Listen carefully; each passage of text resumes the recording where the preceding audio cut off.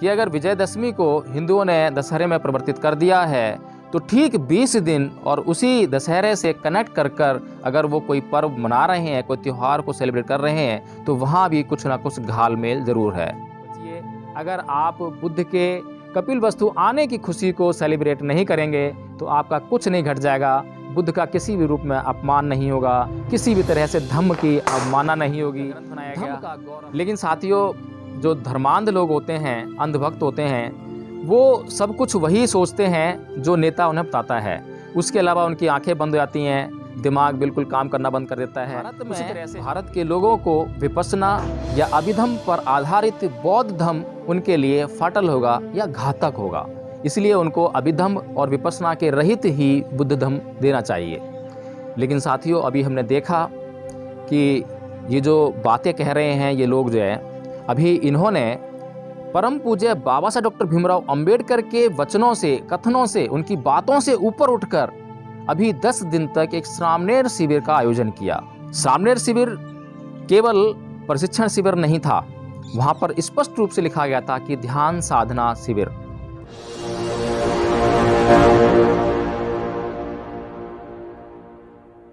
जय भीम, नमो बुद्ध। साथियों, कल दिवाली थी और दिवाली पर पूरे बहुजन समाज में एक चर्चा बहुत गर्म रही कि इस दिन, जो कि हिंदुओं का त्यौहार है, जिसको कि वे लोग दिवाली के रूप में मनाते हैं, इस दिन को बौद्ध लोगों को कैसे मनाना चाहिए या नहीं मनाना चाहिए।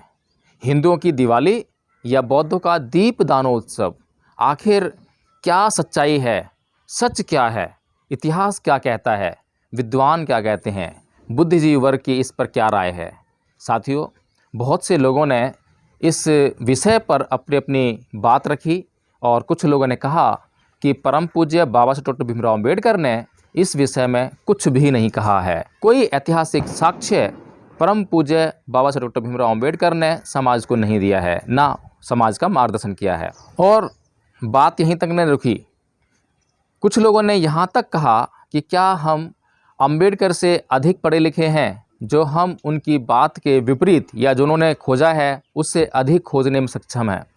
और कुछ ने यह भी कहा कि अगर दीपदानोत्सव जैसा कोई पर्व बौद्धों के इतिहास में होता तो जितनी भी बुद्धिस्ट कंट्रियां हैं, यानी कि जो बुद्धिस्ट देश हैं, तो वे भी इस पर्व को, जैसे कि बुद्ध पूर्णिमा को सेलिब्रेट करते हैं, वैसे ही वे भी इसको सेलिब्रेट करते हैं।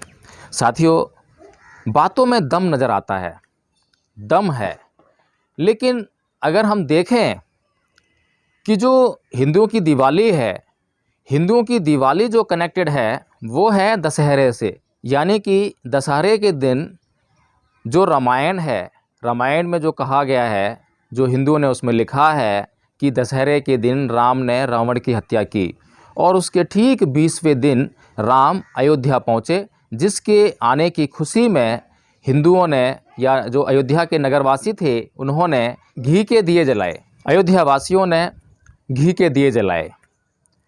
तो हिंदू लोग जो हैं दिवाली को राम से कनेक्ट करते हैं और राम का जो ये जो दिवाली का त्यौहार है ये कनेक्टेड है दशहरे से।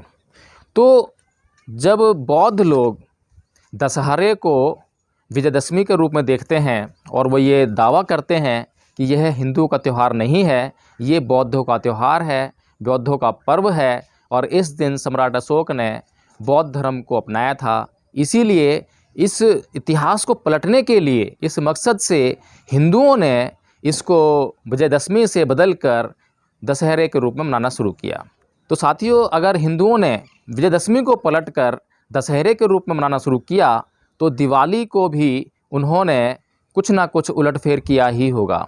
इस बात से हम कैसे इनकार कर सकते हैं, क्योंकि जब हम इतिहास में जाकर झांकते हैं तो हमें यह पता लगता है कि जो हिंदुओं का जो इतिहास है वो कुछ नहीं है सिवाय इसके कि वह बौद्ध संस्कृति पर अपना कब्जा किसी न किसी रूप में जमाना चाहते हैं। तो ये तो बात ठीक है और ठीक लगती है कि अगर विजयदशमी को हिंदुओं ने दशहरे में परिवर्तित कर दिया है तो ठीक 20 दिन और उसी दशहरे से कनेक्ट कर कर अगर वो कोई पर्व मना रहे हैं, कोई त्यौहार को सेलिब्रेट कर रहे हैं, तो वहाँ भी कुछ ना कुछ घालमेल ज़रूर है। यह हो सकता है कि हमें ऐतिहासिक रूप से कोई साक्ष्य ना मिला हो, लेकिन संकेत तो यही कहते हैं कि कुछ ना कुछ तो उस दिन ज़रूर था और वो बौद्धों से संबंधित था, क्योंकि अमावस्या की रात थी। और इसके अलावा एक बात जो बौद्ध लोग कहते हैं, वो ये कहते हैं कि इस दिन राम के बारे में जो ये कहा जाता है कि वो अयोध्या लौटे थे और उनके आने की खुशी में अयोध्या वासियों ने घी के दिए जलाए थे। तो बौद्ध लोग ये बोलते हैं कि ये जो अयोध्या में राम की वापसी की खुशी नहीं थी, बल्कि इस दिन भगवान बुद्ध यानी जो सिद्धार्थ के रूप में कपिलवस्तु से जो निकले थे, एक सन्यासी के रूप में, एक परिव्राजक के रूप में, और जब उन्हें ज्ञान प्राप्त हो गया और जब वे सिद्धार्थ से बुद्ध बन गए, तो बुद्ध बनने के बाद जो पहली बार अपने गृह नगर वापसी की इन्होंने, तब उनके आने की खुशी में कपिलवस्तु के लोगों ने उनके आने की खुशी में घी के दिए जलाए। ये बौद्धों का कहना है। तो साथियों, अगर हम इस पर थोड़ा सा विचार करें, थोड़ा सा प्रकाश डालने का प्रयास करें कि आखिर दोनों बातों में क्या हो सकता है, तो एक तरफ जब हम रामायण पढ़ते हैं तो रामायण में हम यह पाते हैं कि राम की जो कहानी है, उस कहानी में राम के प्रति अयोध्या वासियों में शक है, शंका है, संशय है, संदेह है कि राम क्या वास्तव में एक अच्छा कार्य कर कर लौट रहे हैं। क्योंकि उन्होंने जो श्रीलंका है, आज जो श्रीलंका है, जब लंका थी, तो हालांकि ऐसा कोई ऐतिहासिक साक्ष्य रामायण में प्रस्तुत नहीं किया गया है, लेकिन मान लेते हैं। तो उस रामायण के हिसाब से जो काल्पनिक है, जिसको कि बुद्ध के बहुत बाद लिखा गया, उसमें ये लिखा गया है कि राम ने सीता की अग्नि परीक्षा ली और वहीं से जो राम का चरित्र है उस पर संदेह प्रकट होने लगते हैं कि राम क्या वास्तव में एक महान पुरुष थे। जब राम ने सीता की अग्नि परीक्षा ली तो ये संदेह केवल राम के मन में नहीं था कि सीता क्या पवित्र है, क्या अपवित्र हो गई है। तो ये संदेह जो है पूरे संसार, जितने लोग भी इस कथा कहानी से वाकिफ़ थे, सबके मन में व्याप्त था। और अयोध्या वासियों को जब यह पता लगा कि राम की सीता को रावण उठाकर लंका में ले गया है, तो अयोध्या वासियों के मन में एक जायज़ सवाल बिल्कुल उत्पन्न होने लगा कि यदि कोई व्यक्ति किसी स्त्री को गलत मंशा से, कामुकता के भाव में यदि उसका अपहरण कर लेता है, तो उस स्त्री का सतीत्व नष्ट होना लाजमी है। बड़ी प्राकृतिक सी बात है। तो अयोध्या के नगरवासी तो बिल्कुल सही साबित होते हैं यहाँ पर, अगर यह बात जो कल्पनाओं की जो कहानी है उसके आधार पर देखें। तो इसी आधार पर अगर राम अयोध्या लौटते हैं और अयोध्या वासियों को यह पता है कि सीता जो है इतने सालों तक रावण के कब्जे में रही, तो अयोध्या वासियों का संदेह है, शक है। तो राम के आने की उनको कोई खुशी नहीं है, बल्कि वे लज्जा महसूस करते हैं। और लज्जा उनकी यही नहीं रुकती है, बल्कि जब राम अपना राज्य पुनः संभाल लेते हैं, तो उसके बाद भी ये चर्चाएं पूरे अयोध्या में चलती रहती हैं, जिनको सुनकर राम सीता को त्यागने पर मजबूर हो जाते हैं। तो साथियों, राम के प्रति कोई आकर्षण अयोध्या वासियों में नहीं है। लेकिन अगर हम यहीं पर जो है बुद्ध की कहानी को लें, तो बुद्ध जो कि सिद्धार्थ, जो कि एक सामान्य जन थे और एक सामान्य जन से एक महामानव बने और ज्ञान की पराकाष्ठा को उन्होंने छुआ और उस ज्ञान के प्रकाश से बहुत लोगों का कल्याण किया, तो उनके आने की खुशी में कपिलवस्तु के लोगों को उसी प्रकार खुशी हुई होगी जिस प्रकार की परम पूज्य बाबा डॉक्टर भीमराव अंबेडकर जब विदेश जाकर पढ़कर बहुत अच्छी बड़ी डिग्रियां लेकर आए और वापस अपने देश लौटे, तो जिस खुशी का माहौल उनके लोगों में था, उसी प्रकार की बल्कि उससे कहीं ज़्यादा खुशी जो है वो बुद्ध के उनके गृह नगर वापस लौटने पर हुई होगी। और निसंदेह उनके आने की खुशी में घी के दिए भी जलाए गए होंगे। तो साथियों, ये दोनों कहानियों की तुलना करने पर हम ये एक सामान्य सा जवाब हम ढूंढ सकते हैं कि क्या हुआ होगा। क्या राम के आने की खुशी में दिए जल सकते हैं? क्या कोई ऐसा अवसर उत्पन्न होता है? या बुद्ध के आने की खुशी में दिए जल सकते हैं? क्या कोई ऐसा अवसर उत्पन्न होता है? तो साथियों, राम और बुद्ध का जब हम चरित्र का आकलन करते हैं तो ज़मीन आसमान का उसमें अंतर पाते हैं। जहाँ राम गृहस्थ रहकर ही अपना पूरा जीवन यापन करते हैं और करना चाहते हैं, वहीं पर जब सिद्धार्थ इस जीवन की सच्चाई को समझ जाते हैं कि इस जीवन में जितने भी ये बंधन हैं ये सब मोह के कारण हैं और मोह जो है बंधन का कारण है, और जब इस बात को समझ जाते हैं तो वो हर प्रकार के बंधन को काटने का प्रयास करने लगते हैं। तो साथियों, एक तरफ तो राम का जीवन है जो पूरा का पूरा जीवन किसी न किसी मोह के बंधन में बंधा हुआ है, और वहीं दूसरी तरफ बुद्ध का जीवन है जो कि हर क्षण जो बंधन इस जीवन में उत्पन्न हो रहे हैं उनको काटने में लगा हुआ है। तो साथियों, इसके अलावा जो कुछ लोगों ने ये कहा कि क्या हम अंबेडकर से अधिक बुद्धिमान हैं, क्या हम अंबेडकर से अधिक पढ़े लिखे हैं, तो साथियों इस बात को भी हमें समझना चाहिए। जो लोग ऐसा तर्क देते हैं वो अपनी बुद्धिहीनता का परिचय देते हैं, क्योंकि उन लोगों ने कुछ काम ऐसे किए जो अंबेडकर ने करने से जिनको मना किया, जिनके लिए बाबा साहब डॉक्टर भीमराव अंबेडकर ने करने से गुरेज किया। जैसे कि बाबा साहब डॉक्टर भीमराव अंबेडकर ने जब बौद्ध देशों का भ्रमण किया तो उसके बाद बौद्ध धर्म के अध्ययन के बाद उन्होंने ये कहा कि भारत के लोगों को विपश्यना या अभिधम पर आधारित बौद्ध धर्म उनके लिए फाटल होगा या घातक होगा, इसलिए उनको अभिधम और विपश्यना के रहित ही बुद्ध धर्म देना चाहिए। लेकिन साथियों, अभी हमने देखा कि ये जो बातें कह रहे हैं ये लोग जो है, अभी इन्होंने परम पूज्य बाबा साहब डॉक्टर भीमराव अंबेडकर के वचनों से, कथनों से, उनकी बातों से ऊपर उठकर अभी 10 दिन तक एक सामनेर शिविर का आयोजन किया। बहुत भव्य आयोजन था और उसकी भव्यता में लोग सब कुछ भूल गए, सिर्फ उन्हें ये याद रहा कि हम बौद्ध हैं और उन्हें बौद्ध होने का गौरव का अनुभव हुआ। निसंदेह बहुत अच्छी बात है, लेकिन उन्हें इस बात का जवाब जरूर देना चाहिए कि जिस बात से डॉक्टर भीमराव अंबेडकर ने मना किया उसी बात को डॉक्टर अंबेडकर की बात के ऊपर जाकर उन्होंने क्यों अपनाया और उन्होंने ये सामनेर शिविर क्यों लगाया।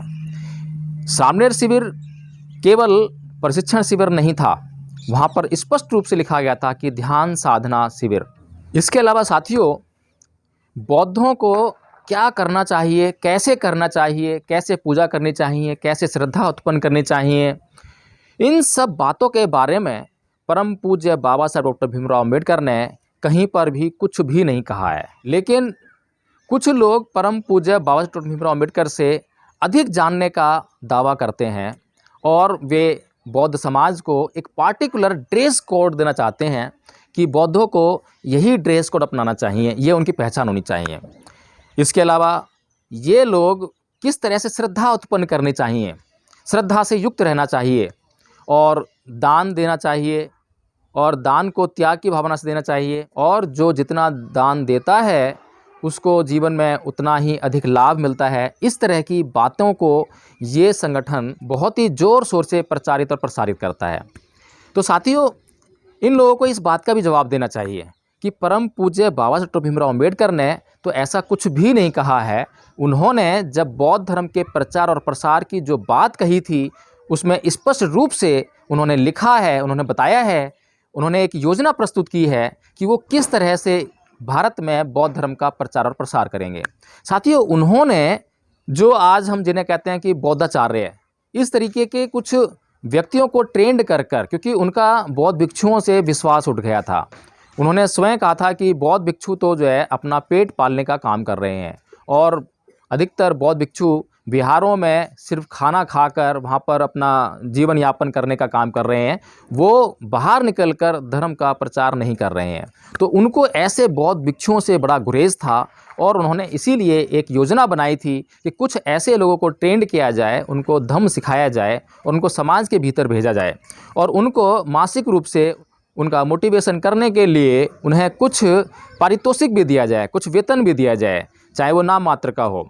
साथियों, इस तरह की योजना परम पूज्य बाबा साहब डॉक्टर भीमराव अंबेडकर की थी और बौद्ध धर्म पर आधारित स्कूल कॉलेजों का निर्माण करना, बिहारों की स्थापना करना, जो 4 मेट्रो सिटीज़ हैं जिन्हें हम बम्बई, दिल्ली, कलकत्ता और मद्रास के रूप में जानते हैं, यहाँ पर इन चारों महानगरों में बहुत बड़े बड़े विशाल भव्य बौद्ध विहारों का निर्माण करना भी उनकी योजना में शामिल था। इसके अलावा बहुत अच्छी योजना परम पूज्य बाबा साहब डॉ. अम्बेडकर ने प्रस्तुत की थी इस देश के लोगों के लिए, लेकिन दुर्भाग्य से वे 2 महीना ही जीवित रह पाए जब उन्होंने दम दीक्षा ली और उसके बाद उनका देहांत हो गया। लेकिन साथियों, अगर मैं इस संगठन की बात करूं, जिस संगठन से अब यह निकल कर आ रहा है और जो दीपदानोत्सव का बहुत बड़े पैमाने पर विरोध कर रहा है, अभी मैं ये नहीं कह रहा हूँ कि दीपदानोत्सव मनाना चाहिए नहीं मनाना चाहिए, मैं सिर्फ अभी आकलन कर रहा हूँ दोनों विचारों का। तो ये जो संगठन है, जो ये दीपदानोत्सव का जो विरोध कर रहा है, इस संगठन ने अपने जीवन के लगभग 15 साल बिता दिए हैं। और अगर मैं इसके गतिविधियों की बात करूं, उनका एक आकलन प्रस्तुत करूं, तो मेरा जुड़ाव, स्वयं का जुड़ाव आज से लगभग 4-5 साल पहले हुआ था, जब मैंने 3 दिवसीय शिविर वहाँ पे अटेंड किया था। और उससे पहले मैंने एक राजस्थान में दिया गया भाषण सुना था, जो कि लगभग 1 घंटे की स्पीच थी, भंते जी के द्वारा दिया गया भाषण था। और उस 1 घंटे की स्पीच ने मुझे इतना आंदोलित कर दिया और प्रवृत्ति भी कर दिया।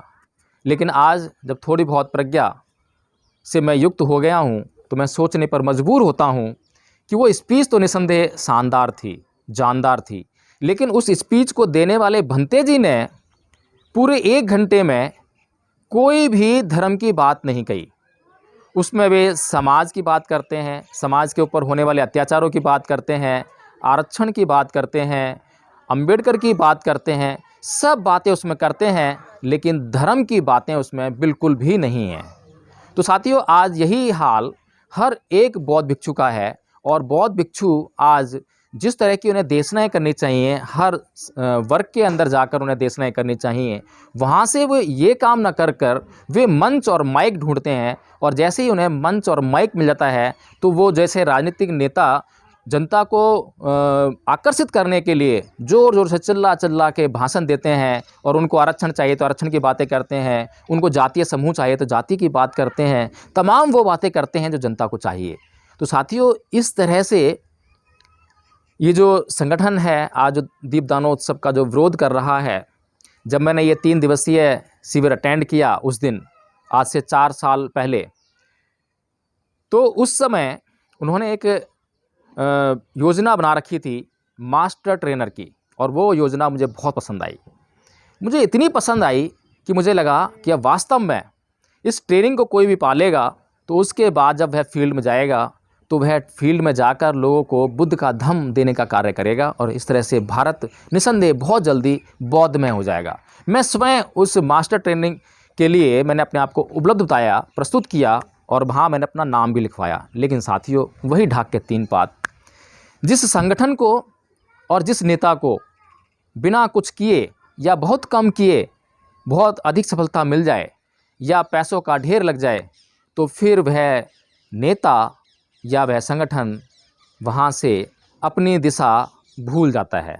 साथियों, यही इस संगठन के साथ हुआ। हालांकि जिस समय मैंने इस संगठन को ज्वाइन किया था, तो उस समय भी बहुत से लोगों ने मुझे नाना प्रकार की बातें इस संगठन के बारे में बताईं।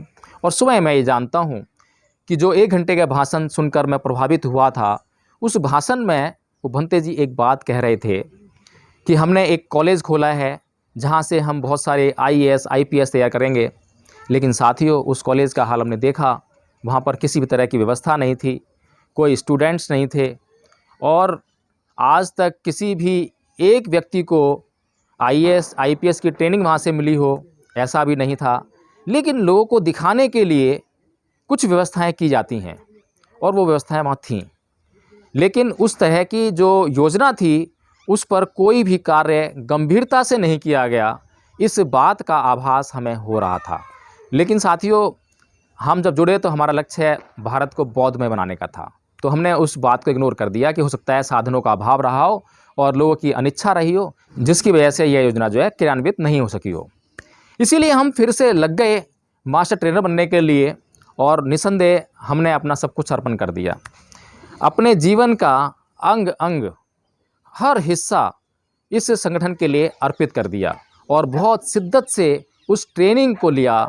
और इतना ही नहीं कि उस ट्रेनिंग को लिया, उस ट्रेनिंग के बाद स्वयं अपने निजी प्रयासों से अपने आप को इतना परिपक्व किया कि आज वास्तव में मैं इस स्थिति में हूँ कि धम्म के बारे में लोगों को बहुत हद तक बता सकता हूँ, समझा सकता हूँ, प्रभावित कर सकता हूँ और उन्हें सही दिशा में चलने के लिए प्रेरित भी कर सकता हूँ। साथियों, मैं हो सकता है कि ये अपने बारे में ज़्यादा बोल रहा हूँ, बहुत कम हूँ, लेकिन कुछ ना कुछ तो हूँ, इतना मैं आज कह सकता हूँ। तो साथियों, इस संगठन ने इस तरह से वो मास्टर ट्रेनर की जो योजना बनाई थी जिससे मैं प्रभावित हुआ था, वो निसंदेह बहुत अच्छी थी, लेकिन उस योजना पर कोई भी गंभीरता से प्रयास नहीं हुआ। यह दूसरा मौका था। पहला मौका IAS IPS की जो अकेडमी थी उसको चलाने का प्रयास, फिर दूसरा ये प्रोग्राम। और साथियों, इससे पहले एक और कंसेप्ट था कि दुनिया का सबसे भारी धर्म ग्रंथ बनाने का, जिसमें कि बहुत सारा दान लोगों से लिया गया और वो स्टील का ग्रंथ बनाया गया। लेकिन साथियों, जो धर्मांध लोग होते हैं, अंधभक्त होते हैं, वो सब कुछ वही सोचते हैं जो नेता उन्हें बताता है। उसके अलावा उनकी आंखें बंद हो जाती हैं, दिमाग बिल्कुल काम करना बंद कर देता है। उसी तरह से हम भी जो है उसी आकर्षण में फंसे हुए थे। हमने ये सोचना चाहा ही नहीं कि आखिर इस जो धर्म ग्रंथ है, जो स्टील पे बनाया गया है, जो दुनिया का सबसे भारी धर्म ग्रंथ है, इसकी समाज के लिए उपयोगिता क्या है, ये इससे समाज जो है बौद्धमय कैसे होगा। साथियों, इस कंसेप्ट के बाद जो सबसे बड़ा और भारी धर्म ग्रंथ इस संगठन ने बनाया, लोगों को दिखाया और लोगों को दिखा दिखा कर अपने संगठन से जोड़ा। बहुत से लोग इस अजीब सी प्रक्रिया को, अजीब सी किताब को देखकर इस संगठन से जुड़े। उन्हें ऐसा अनुभव हुआ, बहुत बड़े गौरव का अनुभव हुआ कि वास्तव में बौद्ध समाज के लिए एक महानतम कार्य हो रहा है।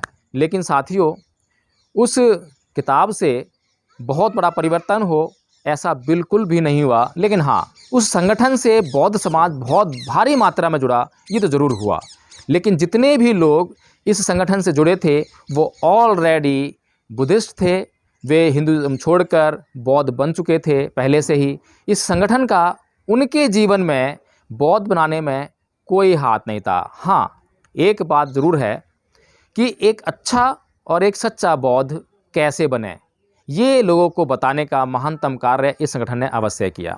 साथियों, मैं जो बात है वही करूँगा, जितनी बात है उतनी करूँगा, बिल्कुल भी लाग लपेट नहीं करना चाहूँगा। सार को सार कहना और असार को असार कहना, यही शिक्षा में बुद्ध देते हैं। इसलिए मैं बड़ी पूरी ईमानदारी बरतने का प्रयास करूँगा। हो सकता है कि कुछ थोड़ा बहुत ऊंच नीच हो जाए, लेकिन जो काम किए हैं, जो अच्छे काम हैं, उन्हें ज़रूर बताऊँगा। और क्योंकि मैं एक वीडियो बना रहा हूँ जिसमें कि एक समीक्षा हो रही है, तो मैं समीक्षा में अपने आप को समता में रखने का प्रयास करूँगा।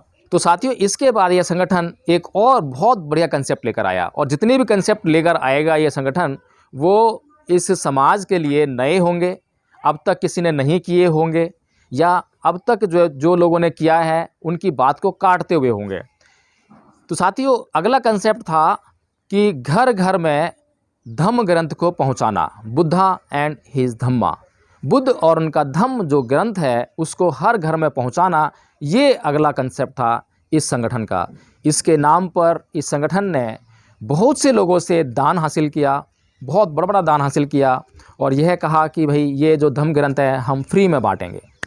हालांकि हम लोगों ने उस समय यह सुझाव दिया था कि फ्री में मिली हुई वस्तु का कोई मोल नहीं होता, और जब तक किसी व्यक्ति को उस तरफ, उस रास्ते पर हम आने के लिए आकर्षित ना करें, यानी कि अगर हमें कहीं ट्रैवलिंग के लिए जाना है, यात्रा करने जाना है, जब तक हमारे मन में उस यात्रा का विचार ना हो, तब तक हमारे लिए उस यात्रा की जो गाइड मैप है या उस यात्रा की जो किताब है कि भाई कहाँ कहाँ पर कौन कौन सी चीज़ पढ़ेंगी, वो निरर्थक है।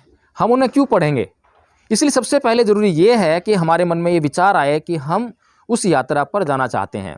तो साथियों, ये विचार हमने इस संगठन को देने का प्रयास किया था, लेकिन उसको डिस्कार्ड करते हुए उन्होंने कहा नहीं नहीं, हम तो जो है फ्री में धर्म ग्रंथ बांटेंगे। लेकिन साथियों, बहुत भारी मात्रा में दान इकट्ठा किया गया, धर्म ग्रंथ भी छपे, और हालांकि किसी भी अकाउंट का कोई ब्यौरा नहीं है कि कितना दान आया, कितना खर्च हुआ, कितना बचा, क्या लगा, क्या नहीं लगा, इसका कोई ब्यौरा नहीं है। लेकिन धर्म ग्रंथ छपा, और जो उम्मीद थी कि ये फ्री में बटेगा, हालांकि उस वक्त जो है 20-20 रुपये में ग्रंथ बढ़ा, तो 20 रुपये में भी बहुत अच्छी बात थी, लगभग फ्री में ही था, क्योंकि अब तक यह धर्म ग्रंथ जो प्रकाशन छाप रहे थे उनके माध्यम से लगभग 200 से 250 रुपये या उससे ऊपर की कीमत में मिल रहा था। तो एक अच्छा प्रयास था, निस्संदेह अच्छा प्रयास था कि हर घर में धर्म ग्रंथ पहुँचे और फिर जब हमारे लोग वहाँ प्रचार करने जाएँ तो उस धर्म ग्रंथ के माध्यम से धर्म का प्रचार कर सकें। तो साथियों 20 रुपये महंगा नहीं था, लेकिन हालांकि बात तो यह हुई थी कि फ्री में बटेगा। चलो 20 रुपये में बेचा गया है ग्रंथ, उसके बाद 50 रुपये में भी बेचा गया है ग्रंथ। साथियों यह कंसेप्ट भी पूरा हुआ, लेकिन इस धम्म ग्रंथ से समाज को कितना लाभ मिला उसकी समीक्षा करने पर यह पता लगा कि जो लोग धम्म ग्रंथ लेकर गए थे उन्होंने कभी उसको एक पन्ना भी उसका उठाकर नहीं देखा। यह लगभग 90% लोगों का हाल था। 10% लोग जिनको ज़रूरत थी उनके लिए तो काम की चीज़ थी, पहले भी काम की चीज़ थी, वो बेच अपने खरीद के भी लाते थे और उन्होंने जब फ्री में मिली तो उसका भी लाभ उठाया। हमने खुद उसका लाभ उठाया। इसके बाद साथियों अगला कंसेप्ट आया Dhamma on wheel. Dhamma on wheel जो कंसेप्ट था उसके अंतर्गत यह अवधारणा थी कि जो मास्टर ट्रेनर बनेंगे उनको इन धार्मिक स्थलों जो कि बौद्ध धर्म से संबंधित हैं उनकी यात्रा कराई जाएगी और जब वे वहाँ से पूरी जानकारी हासिल कर लेंगे तो वे जब फील्ड में जाएंगे तो लोगों को उनके बारे में बताएंगे।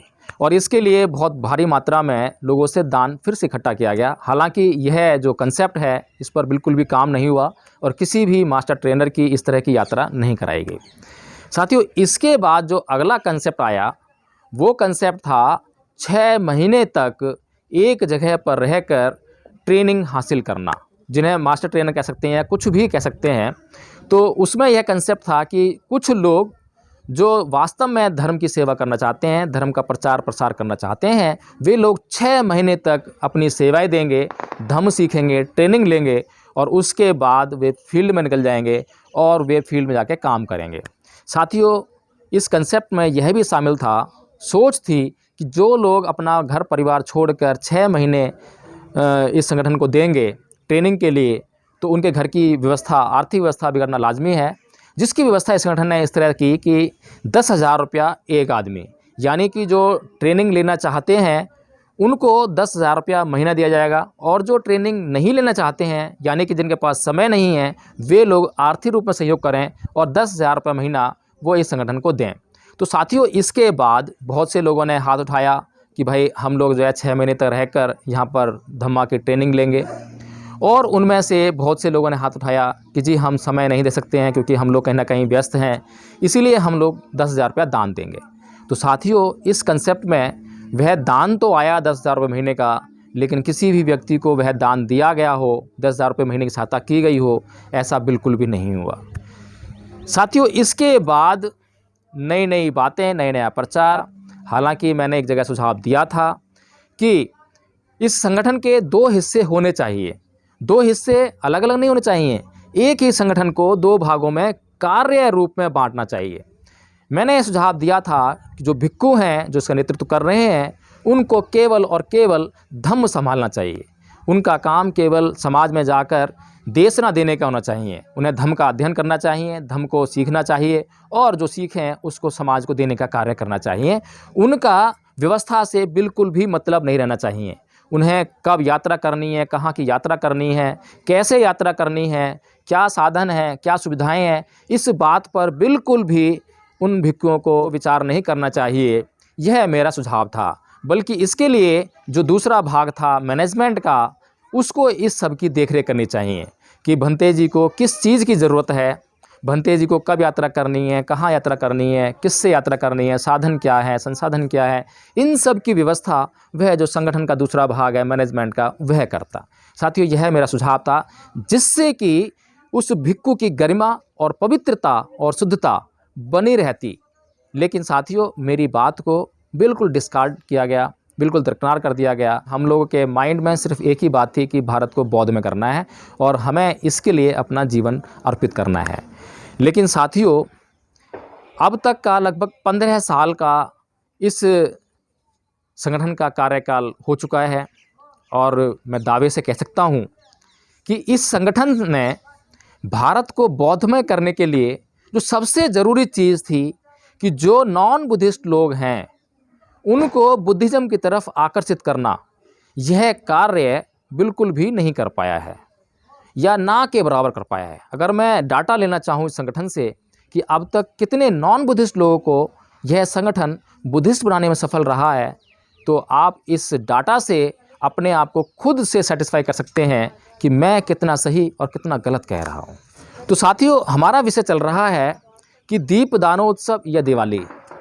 अब जो बौद्ध समाज दीपदानोत्सव मनाने पर जोर दे रहा है कि हमें दिवाली नहीं दीपदानोत्सव मनाना है, दीपदानोत्सव मनाना है, मेरा उनसे एक सवाल है कि आज तक आप मानते और मनाते हुए आए हो, लेकिन मानते और मनाते हुए आपको कभी भी कोई लाभ नहीं हुआ।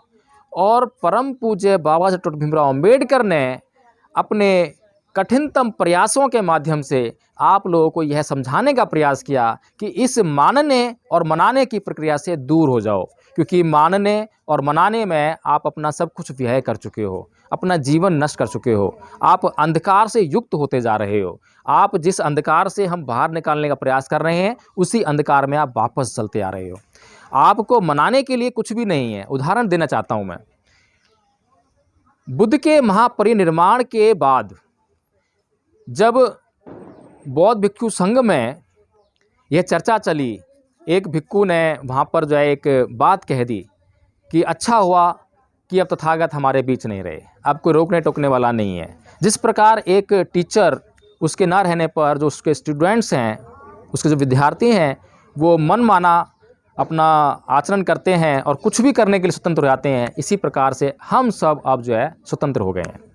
जैसे ही उस भिक्षु की बात महाथेरा महाकश्यप ने सुनी तो उनके कान खड़े हो गए और उन्होंने बौद्ध समाज के लिए एक खतरे की आहट सुनी। और उस आहट को सुनकर अलर्ट होकर उन्होंने पहली संगीति का आयोजन करने का विचार किया। और जब यह पहली संगीति हुई तो उसमें जिन विषयों पर चर्चा हुई उसमें मुख्यतः 2 विषय थे। पहला विषय था विनय। विनय के ऊपर उपाली ने चर्चा की। उपाली ने बताया कि क्या क्या बुद्ध ने विनय के बारे में कहा है, और उसके बारे में जितने भी वहाँ पर अरहत भिक्षु थे उन्होंने हाँ भरी कि हाँ ये जो कहा है ठीक है। तो उसको जो है संकलित कर दिया गया।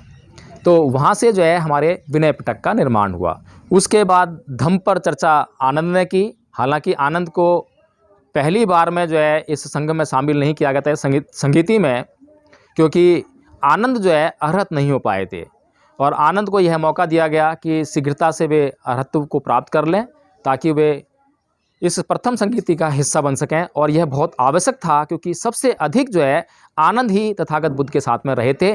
तो आनंद अच्छी तरह से जानते थे और ज्यों का त्यों बताने की उनके अंदर क्षमता थी, इसीलिए उनकी उपस्थिति इस संगीति में बहुत महत्वपूर्ण थी। तो साथियों, जैसे ही आनंद को अरहत्व प्राप्त हुआ तो इस संगीति में उनको शामिल किया गया और इस संगीति में आनंद ने धम्म पर बोला। और जो भी धम्म पर बोला, जो भी बातें धम्म के बारे में बुद्ध के द्वारा बताई गई थीं, उनको जब बताया संघ को, तो उस पर तमाम अरहत भिक्षुओं ने अपनी हामी भरी और हामी भरकर उसको संकलित किया गया। इस तरह से सुत्त पिटक और विनय पिटक 2 ग्रंथों का उस समय संकलन हुआ। इस पूरी संगीति में महाकश्यप पर आज एक आरोप लगता है कि काश महाकश्यप ने एक और विषय पर चर्चा की होती और वह थी बुद्ध के जीवन पर। महाकश्यप जो कि इस प्रथम संगीति का नेतृत्व कर रहे थे और उनके नेतृत्व में ही यह संगीति संपन्न हुई, तो जिन जिन विषयों पर उन्होंने चर्चा करने के लिए कहा गया उन विषयों पर चर्चा हुई, लेकिन बुद्ध के जीवन पर चर्चा करने के लिए महाकश्यप ने नहीं कहा। साथियों, ये है धम्म और धम्म की गरिमा। तथागत ने अपने पूरे जीवन में कभी भी अपने आप को एक नेतृत्वकर्ता के रूप में प्रस्तुत नहीं किया, अपने आप को एक अधिकारी के रूप में प्रस्तुत नहीं किया। और अंतिम समय में जब आनंद ने कई बार तथागत से कहा कि हे तथागत, इस भिक्षु संघ का जो है आप एक उत्तराधिकारी नियुक्त कर जाएं, आप जो है धम्म का उत्तराधिकारी नियुक्त कर दें, तब तथागत बुद्ध यही कहते हैं कि धम्म का कोई उत्तराधिकारी नहीं होता, धम्म का कोई उत्तराधिकारी हो भी नहीं सकता। धम्म तो सार्वजनीन है, सर्वकालिक है, सार्वभौम है, यह हर किसी के अंदर है। जो धारण करेगा उसी का हो जाएगा, जो धारण नहीं करेगा उसका हो ही नहीं सकता। चाहे आप उसको अधिकारी बना दो, पदाधिकारी बना दो, संगठन का नेता बना दो, लेकिन जो धर्म को धारण ही नहीं करेगा, धर्म उसका हो ही नहीं सकता, धर्म उसका कल्याण कर ही नहीं सकता। यह बात बताने का मेरा प्रयोजन यह है कि बुद्ध ने कभी भी उत्सव मनाने पर जोर नहीं दिया। अपने पूरे जीवन में उन्होंने कभी भी किसी उत्सव को सेलिब्रेट नहीं किया और ना ही किसी को सेलिब्रेट करने के लिए कहा।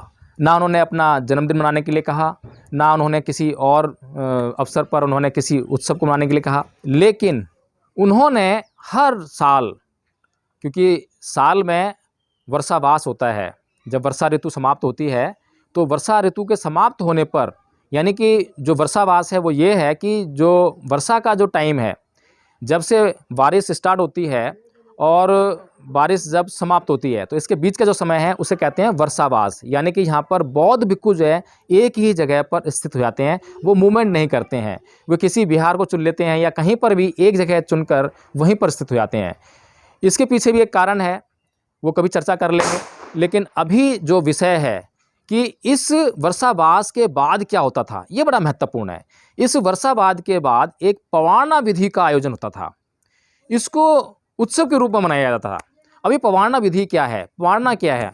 पवार्णा है जो भिक्खु हैं उनकी शुद्धि का एक क्रिया है, उनकी शुद्धि की, उनकी पवित्रता की। तो उस पवार्णा के आयोजन में हर एक भिक्खु अपने अपने आप को संघ को समर्पित करता था और संघ का नियम था कि सबसे पहले जो भिक्खु हैं वो अपने भीतर जो उनके पाप हैं या जो कमियां हैं उनको बताएंगे। अगर कोई भिक्खु अपनी कमी नहीं बताता है या बताने में असफल रहता है तो फिर दूसरे लोग जो जानते हैं उनके बारे में कि किसी ने क्या गलत काम किया है तो वो बताएंगे कि इसने ये पाप किया है, ये नियम तोड़ा है। तो उसके बाद संघ यह बताने पर कि किसी ने किस नियम का उल्लंघन किया है, तो उसके आधार पर जिसने जिस प्रकार के नियम का उल्लंघन किया है उस आधार पर उसको उतना दंडित किया जाता था, सज़ा मिलती थी। भिक्खुओं का संघ से निष्कासन भी होता था। तो ये पवार्णा विधि तो पूरे जीवन भर बुद्ध ने अपनाई, लेकिन इसके अलावा और कोई किसी भी तरह का आयोजन, किसी भी तरह का उत्सव बुद्ध ने अपने जीवन में नहीं किया।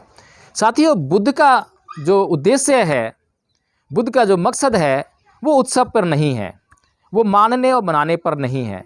बुद्ध का जो पूरा का पूरा ध्यान है, पूरा फोकस जो है वो मनुष्य के कल्याण पर है। अगर मनुष्य किसी भी प्रयोजन से अपना कल्याण करने में सफल होता है तो उनके लिए वही ठीक है और उसके अलावा कुछ भी ठीक नहीं है। तो साथियों, दीप दानो उत्सव बनाकर आप क्या हासिल करना चाहते हैं? आप लाइटनिंग करेंगे, दीप जलाएंगे, मिठाई खाएंगे, वही सब करके आप दीप दानोत्सव मनाएंगे, लेकिन इससे आपको क्या हासिल होगा? लेकिन इस दिन यदि आपको अवकाश मिलता है और इस अवकाश के दिन आप, क्योंकि इस दिन अमावस्या होती है और बौद्धों में एक और जो बौद्ध उपासक हैं उनमें एक परंपरा है कि वे अपने आप को शुद्ध करने के लिए महीने में 4 दिन उपवास रखते हैं। 4 दिन कौन से हैं? एक पूर्णमासी आती है, एक अमावस्या आती है और 2 अष्टमी आती हैं। ये 4 दिन निश्चित थे पहले और आज भी निश्चित हैं बौद्ध देशों में। इस दिन हर एक बौद्ध को उपवास रखना चाहिए। उपवास जो है अपने आप को शुद्ध करने की एक क्रिया है कि आप हर रोज़ तो सीलों का पालन अच्छी तरह से नहीं कर सकते हैं, लेकिन कम से कम महीने में 4 दिन आपको जो है यह प्रण करना चाहिए कि मैं इन सीलों का आज यथासंभव पालन करूं और इनका पालन करके अपने आप को शुद्ध करने का प्रयास करूं। साथियों, आज हमारे पास जो है आधुनिक कैलेंडर है। पहले ये कैलेंडर नहीं था, इसीलिए पूर्णमासी, अमावस्या और अष्टमी के दिन लोग जो है उपवास रखा करते थे। लेकिन आज हमारे पास आधुनिक कैलेंडर है और उसमें हमारे पास 4 रविवार पड़ते हैं और 4 रविवार जो है अवकाश के दिन घोषित भी हैं। तो 4 रविवार को आज हम उपवास रख सकते हैं और उपवास रखकर अपने आप को शुद्ध कर सकते हैं। साथियों, इन बातों पर हमें ध्यान देना चाहिए, धम्म का अध्ययन करना चाहिए, बच्चों को लेकर उनको धम्म समझाना चाहिए, उनके जीवन पर क्या प्रभाव पड़ रहा है, समाज का या दुनियादारी का नेगेटिव प्रभाव पड़ रहा है या पॉजिटिव पड़ रहा है। अगर नेगेटिव पड़ रहा है तो उसकी नेगेटिविटी से कैसे बाहर आएँ, कैसे शुद्ध करें, आचरण में क्या कमियां हैं, इन सब बातों पर चर्चा रहनी चाहिए।